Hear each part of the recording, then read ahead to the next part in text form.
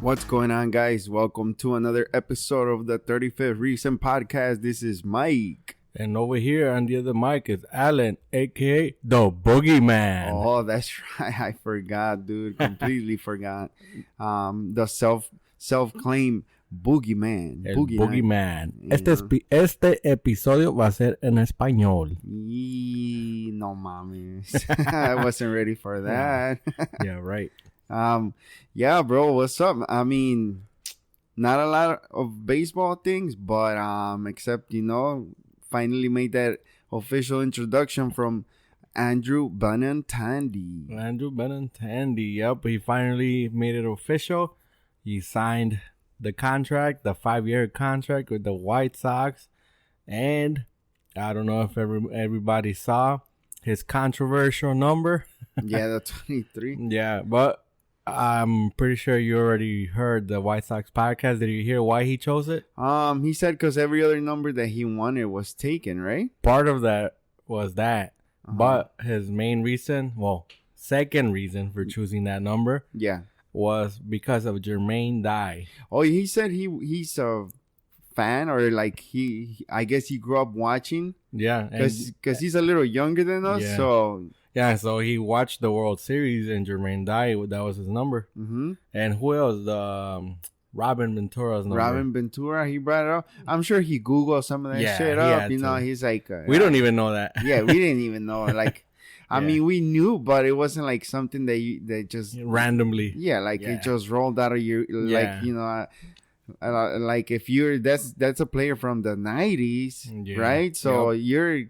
The 90s and the other one from the early 2000s. He's a 2000s kid because he's only, 28? So he's young. Yeah. I mean... And a lot of people probably think he chose 23 because it's Chicago. Because of Jordan. Because of Jordan. I mean, in a way, that's pretty cool that he even has the chance. Because a lot of... number 23 jerseys in every sport most likely are taken because of Michael Jordan, because a lot of us grew up watching, and even though we might, like me personally, I'm not a big basketball fan, but who doesn't know number 23? Yeah, I mean, I'm pretty sure that's everybody knows that number, but yeah, so he chose it because of baseball reasons, not basketball reasons. Yep. And an added cool little side fact is that year 2023, so it works out. Now if you know Jermaine Dye, you're a White Sox fan, dude, because if you don't know Jermaine Dye, and I'm not blaming you if you don't, but if you bring it up, it's because you know something about the White Sox, right? Yeah, especially because he like contributed, like I think a winning home run or a winning base hit to the World Series game. Yeah. So big factor in the World Series, 2005 World Series. But for some reason, it makes me think that maybe Benintendi might have been a White Sox fan at some point of his life. I don't know. The things that he brought up, and a lot of politics. Obviously, you got to come into a team making people think that you're maybe not a fan, but you respected the team. So, but I don't know, the way he said, like, I knew that these guys were after me for a while. Yep. And 2015. And he said when I was younger, I always thought that one day I was going to be here in Chicago for one reason or the other. Because he came to Chicago to play in either a little league or another sport that he was traveling to the city for. Mm-hmm. And he said that ever since he was little, he's like, I wish I could live in that city. Yeah. And look, it worked out. Something makes me think that, he might have some thought. Like, I'm sure he might have been excited if he got drafted in 2015 by the White Sox, which, maybe his parents were looking forward to that as well. Yeah, maybe. Being that we're only a state away from his hometown, right? Yeah. Yep. Mm-hmm. So he's Ohio kid. Yeah. So Ohio is only a 5-hour drive, so not far. Yeah, I've gone and came back in less than 2 days, so I mean, you could do it. Actually, you know what I was gonna bring up, the fact that I've heard about the Mall of America for a while now, dude. I don't know if you ever had the chance to go there. Yep. But you have? Yeah, I've been. Okay, so the thing is, you know how the kids got the. That's not in Ohio, by the way. No, it's not in Ohio. But because you brought out the drive, that we took a drive to go over there, and it was like a 4 or 5 hour drive. That I'm gonna make the drive to Mall of America this Saturday. I'm gonna wake up the kids at like 5 in the morning, dude. Yeah. So we could get there by opening time. Yep. And that way I can just drive the 6 hours and have them be asleep. Yep. Because when you have a long drive and then you got the kids snagging you in the back, bro, it makes it double hard, right? Oh yeah. I mean, I just drove to Wisconsin 3 hours away, and that little girl over there was a hassle for 3 hours. and it's one, so imagine times 3, right? Yep. And the battery's dying, and she's hitting me, and he's touching me. Yeah. And so I don't want to have to deal with that. I actually want to have a good experience getting there. Yeah. Not that I would have a bad one if my kids were awake, but just because it's a long drive, I wanna get there and still have enough energy. Yeah. Right? I don't want to waste spend all my energy. Yeah. I'm telling them to shut up and me screaming in the front at my kids the whole way there. Yeah. But yeah, dude, I've been wanting to go there, and it looks like finally it's gonna happen this Saturday. Nice. Due to them being on break, and we didn't do a lot during the Christmas break because obviously we have to work. I know you had to work for mostly all week, except on the holidays. So I was like, it'd be nice to have a little experience, and I don't know if this happens to you, bro, but there's certain things from your childhood that you always remember, right? Yeah. So I mean, they're definitely gonna remember that. Yeah, I never been, dude, but I've Googled some pictures. It looks pretty sweet. Yeah, I mean, we went. I think it was more than 5 years ago, more than 6 years ago, and we went there, and we got there like I still remember we got there like at 3 or 4 in the afternoon, and the mall I think doesn't close till like 7 or 8. Yeah. We didn't even get through half the mall. Wow. In 4 hours, bro. Wow, dude. It's like 6 floors. 6 floors. The top floor, most of the top floor is restaurants. They got a Bubba Gumps in there. Damn, bro. Yeah, so it's top floor is mostly all the restaurants, and then the rest of the stores. I mean, the rest of the floors are stores. And then the main floor has the little theme park. Okay, that's one of the things that mostly attracted me to it. That obviously I don't know Six Flags if it's closed right now or not, but who wants to be in the rides? Chicago winter. Funny you mentioned Mall of America. I was gonna go on Monday. No way. This past Monday.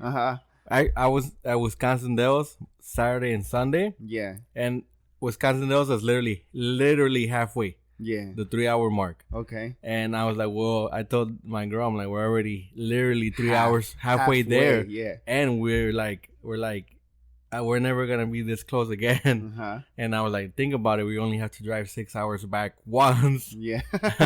So I was telling her, I'm like, we should go, but it was New Year's Day and it was closed. Oh, it was closed. Otherwise, you would have I would have gone if it was open, but it was closed. And then I was telling her maybe we should drive there and then spend the day in the mall the next day. Yeah. But I'm like, I'm not going to drive there and then get there and everything's closed. Okay. Yeah. No, it makes no sense. Yeah. But from your experience going there, did you spend a lot of money?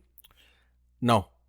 What is cool is that they don't have, that I believe they don't have, as obviously it's not Chicago, so their taxes are very little, or I think, I don't want to say they have none, but they almost had no taxes. Not compared to here. Yeah, and on top of that, my girl's a teacher. They gave her a discount, bro. Oh, sweet. Even though it's not from her state. Yeah. I think I happened to see a sign on the counter of a store, and then I'm like, give it a shot, show your ID, and they gave her a discount. And it worked. Yeah. Just because she's in the educational system. Yeah. In the U.S. overall. So that's pretty tight, man, because, I know that obviously besides the spending of the gas or whatever, that's, you have to make that you spend that money on the gas and maybe some food, maybe some drinks. Yeah. But I'm not looking into like going and spending like a lot of money buying things. I mostly I want to do the experience and have the kids get on some of the rides, because I see the the rides they got like SpongeBob themes. They got they probably added a bunch of rides since I've gone, maybe at least one. But they have 2 roller coasters and then other smaller rides. I mean, we didn't have our daughter yet, so yeah, it was funner. Now, that's another reason why we didn't spend money, because it was just me and my girl. Yeah. And we just went. We literally, that time we went that afternoon we got there, and then a few hours the next day, and then we just drove back. Okay. So we were there 2 days. Technically 1 and a half if you want to, don't count the drives. And you didn't even get through half of it. Nope. Wow, that's what would you compare it to size? I want to say, I don't even know if Woodfield Mall is big. Have you? You remember Woodfield Mall? Mm-hmm, yeah. Woodfield Mall is 2 floors, like 2.5. It's a weird ass mall. Yeah. And but it's long. Yeah, it's long. The Mall of America, it's like almost like it kind of reminds me like of a dome, a football field dome. Okay. And it's just a circle that I remember. It's like a circle, and then one area has all the amusement park, and then it's like 2 circles, and then the other side has all the stores. Okay. Yeah, but it's just tall. Yeah, 6 floors, 5 or 6 floors. Yeah. So I mean, like I said, I didn't waste that much money. I think if we did, we got a couple like clothes and stuff. Yeah. Other than that, I don't think we got anything really. So, and we got on some rides, like 1 or 2 rides, and they have a Hard Rock cafe in there. Oh, that's sweet. That's where we ate. Dude, that was pretty cool. Yeah. See, I'll spend some money on something like that, something that we don't usually go to.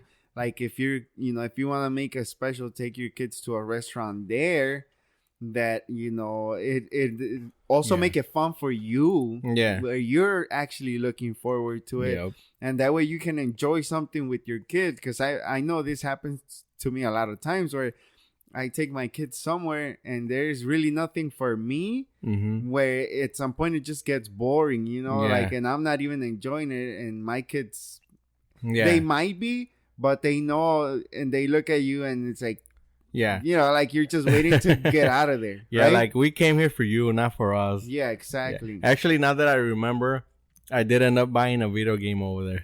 Because I was like, screw it, I'm on vacation, I'm going to spend some money. Just because. And it was like a limited edition game. Yeah. Gran Turismo 7, right when it came out. Oh, damn, that's a while ago too. Yeah, it's been a while. So the Gran Turismo 8 just came out, so they don't come out that often. So yeah, but I remember that. I do remember that. So another thing that I wanted to bring up, we're gonna get into a little bit of violence right now. Don't we? Well, this one is related to sports though. Did you see that hit on the guy from the Bills, man? Yeah. That's he's a safety, I think. Yeah, safety, 24-year-old safety. Hamlin, I think it's his last name. Yeah. Right? Hamlin or Hammond? Hamlin, something like that. Sorry, we don't remember his name, but what do you think about that, man? Because it's a sport that we enjoy a lot.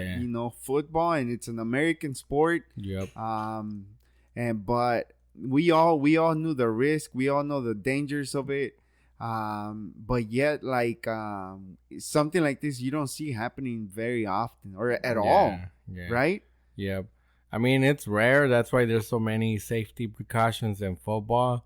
Especially, like, a lot of people like to complain about, like, oh, the NFL got soft and this and that. Yeah. It's not because they got soft. It's because the medical field, medical area, they got more advanced. And they're like, well, they can't be getting hit that hard in certain areas. Like, like a lot of people complain about how they can't really tackle the quarterback. And stuff like that. So I'm like, in a sense it's understandable, but in another sense we like violence and we want to see people get hit. But I don't know, the way the dude got hit, it didn't look very hard. It did not. It didn't look. It looked like a normal tackle that happens, 90% of the game. Right. So it was weird. The fact, I think the reason that what happened to him was because of how he got hit in the chest and right where the heart is. So that's what happened. So I mean, that's crazy. I mean, anything could happen anywhere, bro. Yeah. So I mean, I don't know. I don't know if he had previous health issues. I'm not aware of that. But what I did notice is like I don't know if you saw the play. I was watching some of the game, but I turned it off. Then I was like, okay, I turned it back on for a little bit, and they were showing the replay, and like you said, it doesn't look like a different kind of hit that like this kind of hit don't happen at all. Like those hits happen all throughout the game, each and every game, each and every week, each and every season. Yep. So I don't understand what really caused for his life to be in danger in a way where like you saw the panic in everybody that was in the field, outside of the field, coaches and everybody, because the weird thing is that he actually gets up and he's fixing his helmet. Yep. But then you just see how he just like 2 falls seconds back, later. Yep. Right. So what they're saying is I think he didn't even realize that he was that hurt. Yeah. Or what happened is once he stood up, I don't know, maybe that's when the actual injury like took effect. Yeah. Because he stood up like nothing. Yeah, he like did. Nothing. Like, he got up. That's why nobody was like aware. Yeah, and then literally the good thing is he fell right in front of a ref. So the ref like called in the medical people right away. So it's crazy. And I heard that on the field they gave him CPR for 9 minutes on the field. Wow, dude, I didn't know that. Yeah, on the field, bro. Like they didn't move him. They just his heart stopped there, and I didn't know that. Oh man. So his heart stopped, and they gave him CPR for 9 minutes, and after 9 minutes, that's when they took him. I don't know if they took him because his heartbeat came back. Yeah. Or the opposite, because they couldn't find the heartbeat. I didn't look too deep into it. But I mean, I know that's what happened, and I just saw a statement today from the doctors. They put it on social media. Yeah. That he has a heartbeat again, and that the first thing he asked when he like kind of regained consciousness, he asked the doctors if his team won the game. Oh man, dude, that's crazy. He didn't even remember that they were still in the first quarter. That's how crazy that was. Well, I bet you whatever happened, like when he does wake up, he's probably gonna come back to the moment where he's still on the field, right? Yeah. Because that's the last image that he remembers. He retained in his brain. So when he wakes up, like basically a coma, because he's in a coma. Because from what I heard is that they had him on life support. He couldn't even breathe on his own, and his heart was weak. So what I saw is that now, his heartbeat's getting better. And I do truly hope that he does get better. And another thing is that man will not play in the NFL anymore. Because I honestly, I don't even think he should be allowed to anymore. Yeah. I mean, I don't know. I mean, maybe. Would you play? Like, would you go back?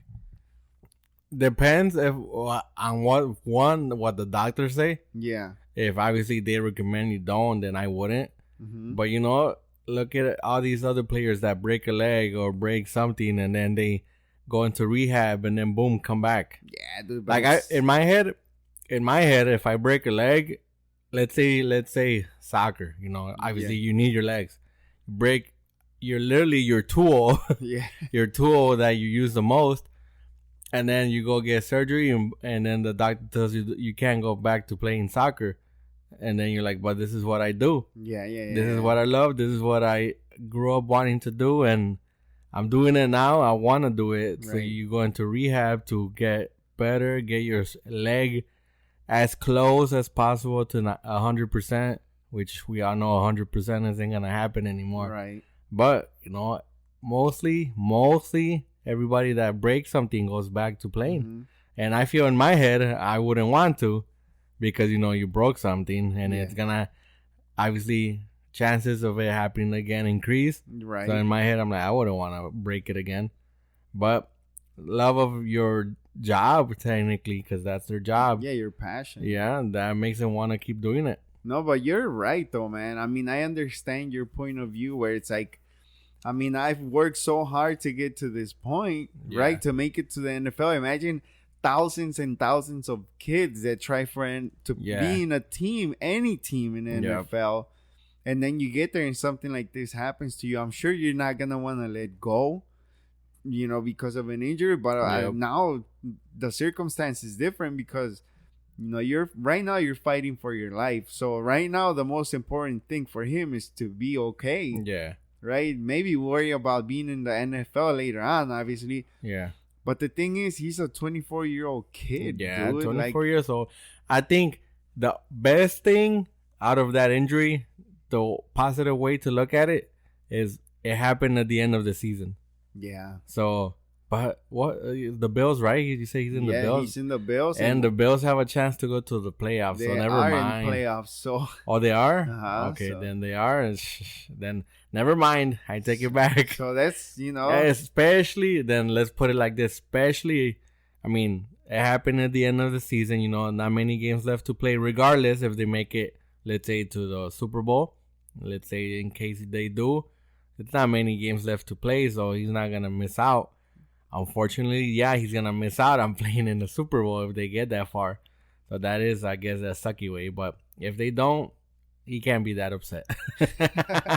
Well, you got to wake up first, though. Yeah. Damn. But, I mean, who knows? I mean, that was a strange play, though. Yeah. However you look at it, it's just a strange play. Yeah, because I've seen players get freaking folded like pretzels and then get up like nothing. Yeah, dude. They set them apart and then they set them back together. I've seen helmets flying in the air and then dude goes to pick up his helmet. I'm like, all right, next play. Yeah, dude. They say literally it's like being in a car crash. Yep. I mean, imagine a 350-pound guy, 6'6", running at you full force, bro. Like, dude, those are monsters, dude. Those are scary ass guys. So but I don't know, man. When I saw that play, I was like, whoa, dude. It didn't look like much, but then it amounted to that. So violence. But the thing is, like we said, we love the sport. It sucks to see that. Yep. And I don't think they can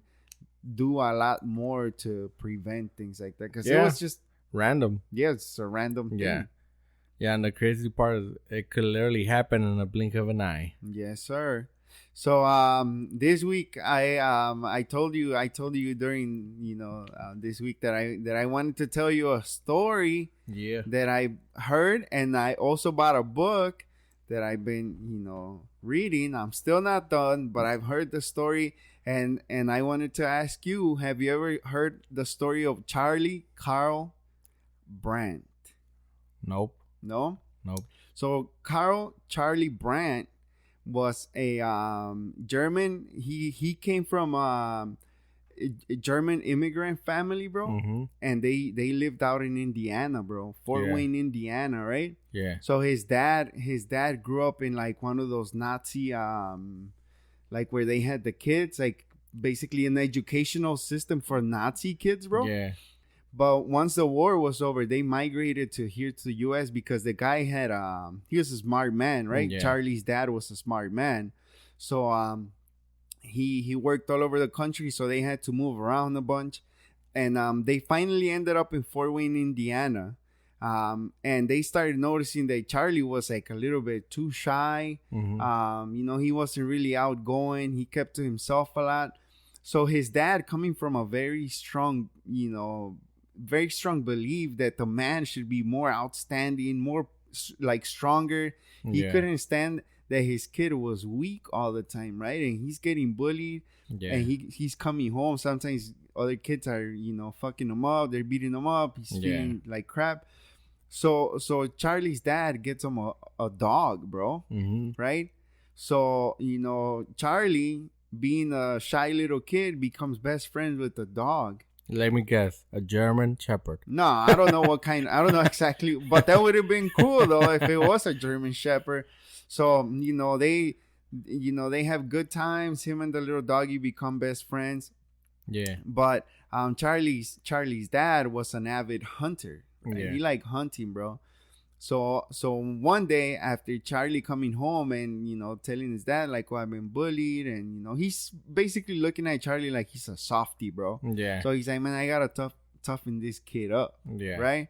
So he takes him out to the woods hunting, bro, and he tell him bring the dog, right?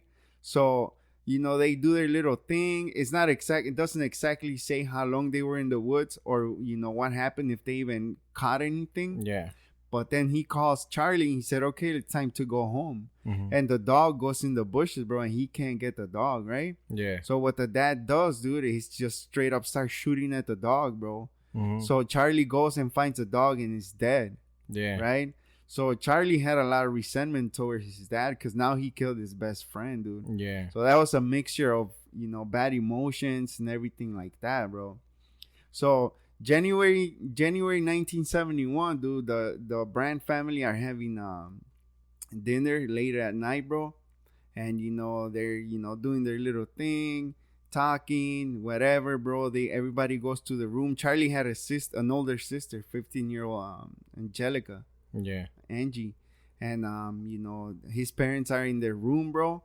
The dad is shaving, the mom is taking a bath. Now, keep in mind the mom is pregnant, right? Mm-hmm. She's 8 months pregnant. Charlie has an older sister and 2 younger sisters, bro. So Angelica is in her room reading a book, bro, and she hears something like firecrackers. Bah, bah, bah, bah. She doesn't know what it is. She doesn't pay too much attention. But as she's thinking, like, man, what the hell was that? She starts getting up from the bed. Yeah. And Charlie, like, fucking kicks her door down, yeah. holding a revolver, bro. Damn. Pointing at Angelica, right? And she's surprised. She's like, "Charlie, what are you doing?" And he starts pulling on the trigger, bro.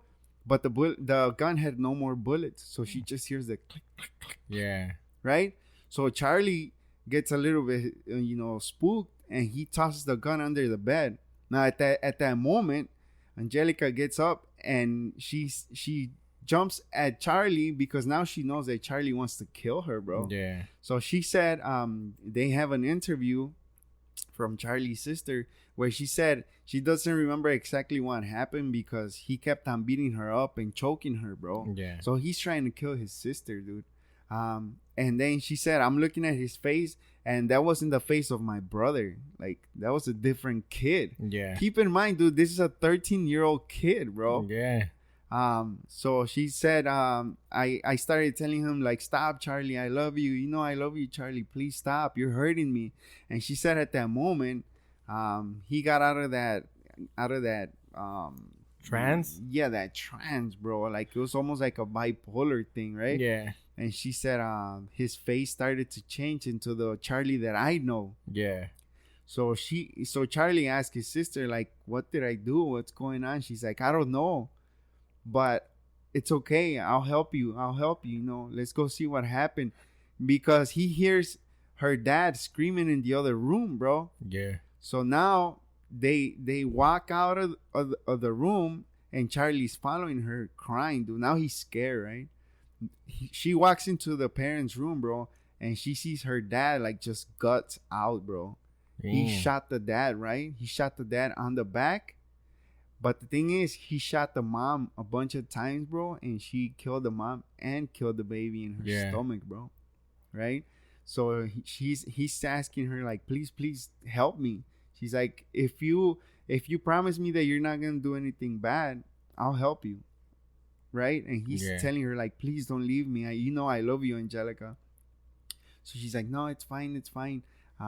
Let's just find somebody to help dad." But he doesn't want to let her go, bro. Yeah. Right? So somehow she makes it to the first floor. She opens the door. She starts running through the neighborhood, bro. And it's the Midwest. So, January is snowing. It's cold, dude. And she's just in a thin robe, dude. Just going around neighbors' doors and just knocking, dude. Until somebody opens. But by the time she comes back to the house, the cops are already there, right? Yeah. The dad, bro, somehow managed to get all his, guts together, bro, and dial 911, dude. Damn. Right?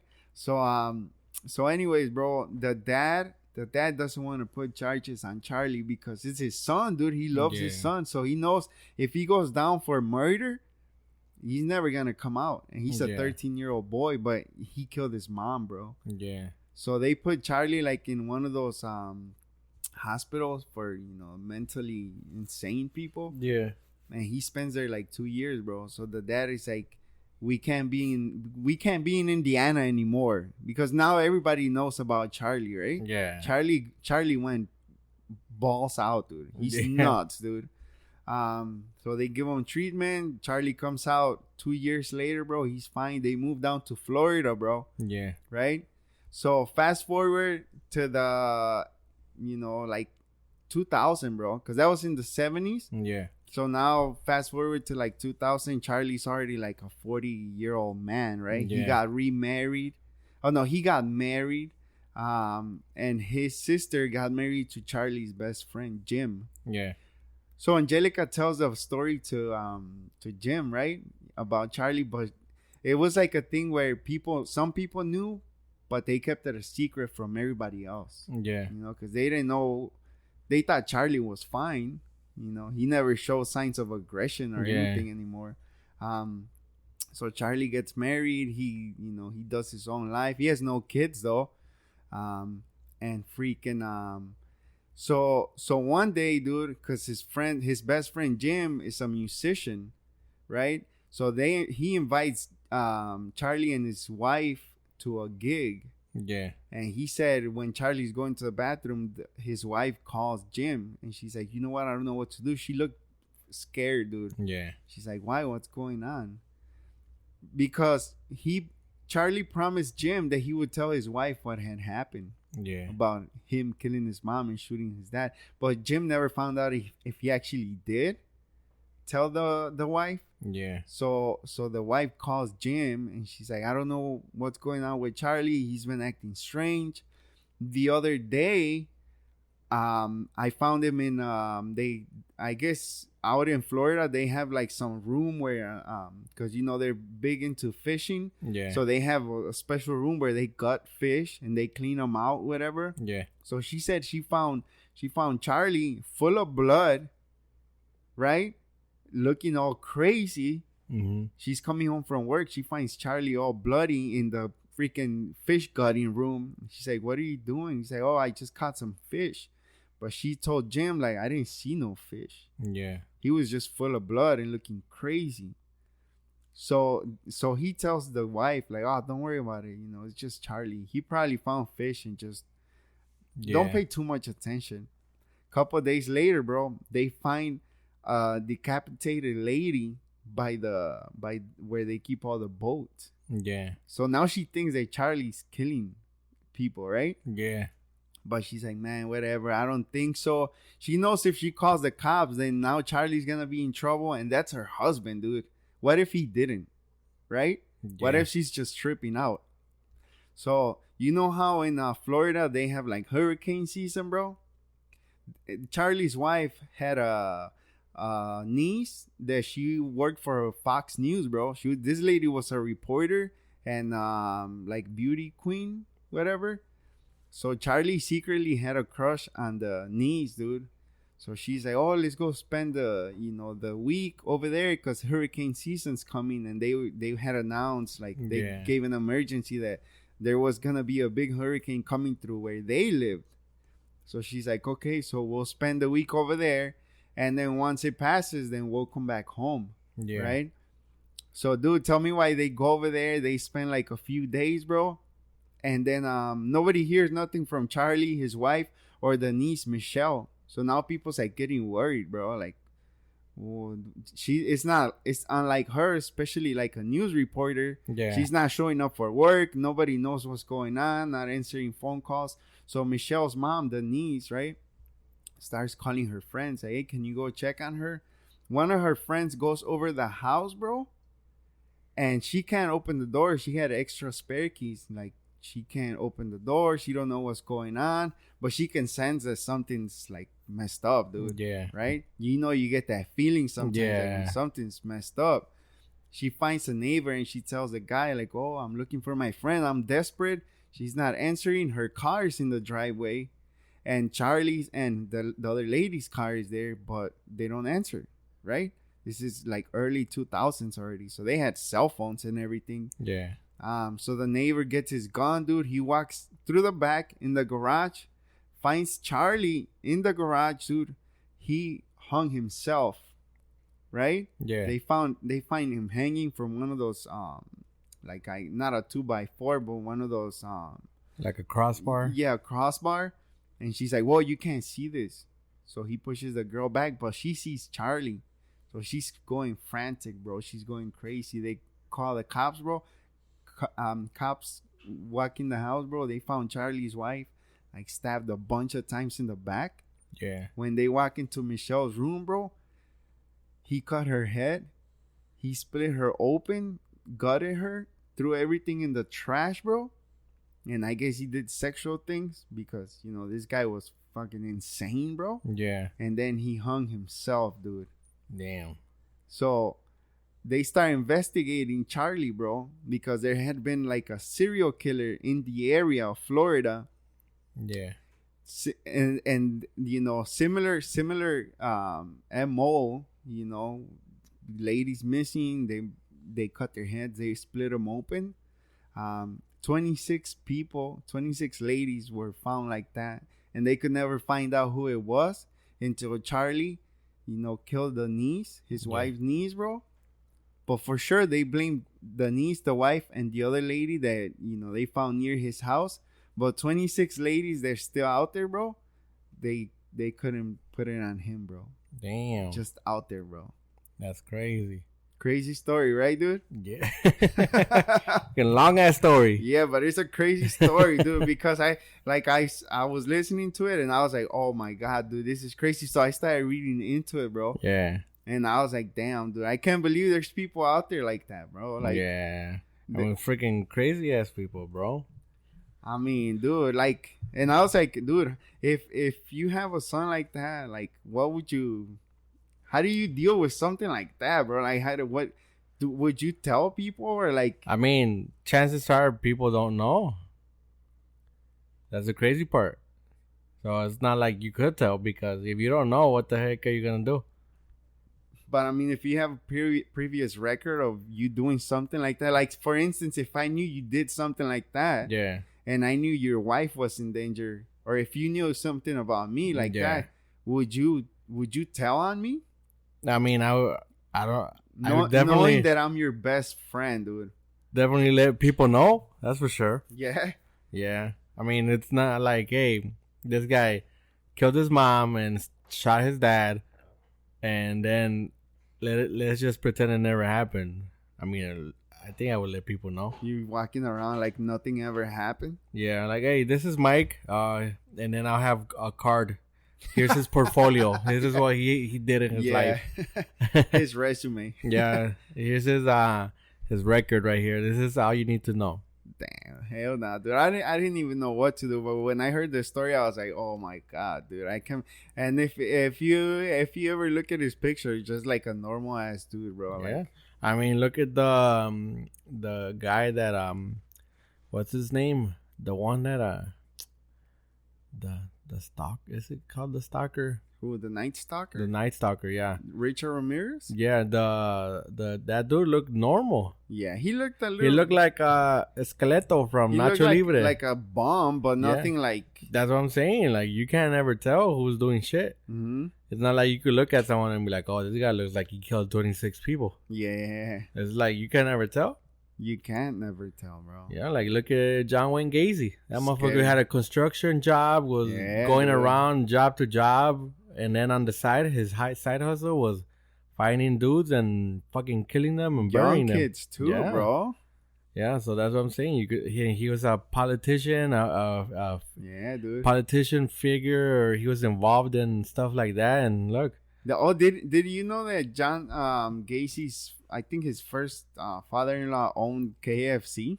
No. Yeah, dude. They own like some franchises of KFC. So that's how he got started, like a little bit getting into politics. Yeah. I think in Ohio or somewhere over there. So that's why I'm saying, like, you see, you can never tell what people are gonna do. So It's crazy. Normal ass dude, bro. Yeah. You never know. Yeah, so that's what I'm saying. Like, it's not like you could look at someone and be like, oh, I could tell this guy killed 3 people already. Yeah, something goes off in the wiring in your head that just sometimes makes you snap, bro. That's what I'm saying. It's like, you can keep it a secret, but I mean, it's not like people could tell if you do. Yeah. So I mean, if they decided to keep it a secret, there's nothing other people could have done. That's just the real life situation. Maybe let's go. Yeah. Yeah, so that was my story for today's episode. Yeah, I mean, you're already starting it like if it was Halloween. Yeah, well, we might have a little bit of a story here and there like that just to throw people off, dude. Yeah, we're turning 2023. We're turning into true crime. True crime. Sometimes. Yeah. Sometimes. We don't want to get too dark now. Yeah. Because, as soon as that baseball season comes on, forget about it, bro. Yep. It's all over again. The suffering begins. Unfortunately. Nah, I think we're gonna be fine this season, bro. I don't know. I have a feeling like, things are gonna come together. Hopefully. All I know is there's talk about a big trade going down for a second baseman. So, I mean, I don't even they talk about it, but at this point, I don't even know who they would let go of, bro. Just because all the I don't know. I almost feel like, when they say like, oh, don't fall in love with the players, but it's really hard not to, bro. Because you see them individually perform good, and you're like, oh man, this guy fits great into the team, right? Yeah. I'm sure you wouldn't want to see Eloy be gone. No. Right? I mean, wouldn't hurt, but yeah, I definitely don't want to see him gone. He's one of our power hitters. He was second in home runs for the season, only one off from Andrew Vaughn. So, and he didn't play the full season. He didn't. He got hurt. That's the one thing I don't ever understand. Like, bro, you a pro baller, but you get hurt like every other month. Like, I don't know. Yeah. I feel like maybe they don't keep up with their workouts during the off time, and that's probably why they get hurt. They're not warm. Yeah. They don't warm up, or who knows? Because some of these injuries are like, oh, I sprained my ankle running. I sprained my ankle hitting the base, or I twisted my wrist swinging the bat. Yeah. Something that you do every day that you play. Yeah, exactly. That's something that you should be stretching every day. Something that shouldn't be getting injured. Like our boy Moncada, he hurt his wrist, right? A couple times. And then our boy Roberts hurt his ankle running on the base. His wrist as well. And then, a bunch of others. Moncada hurt his eyelashes and like all types of crazy things, dude. Yeah, so that's what I'm saying. Hopefully this season, we see less of that, more playing.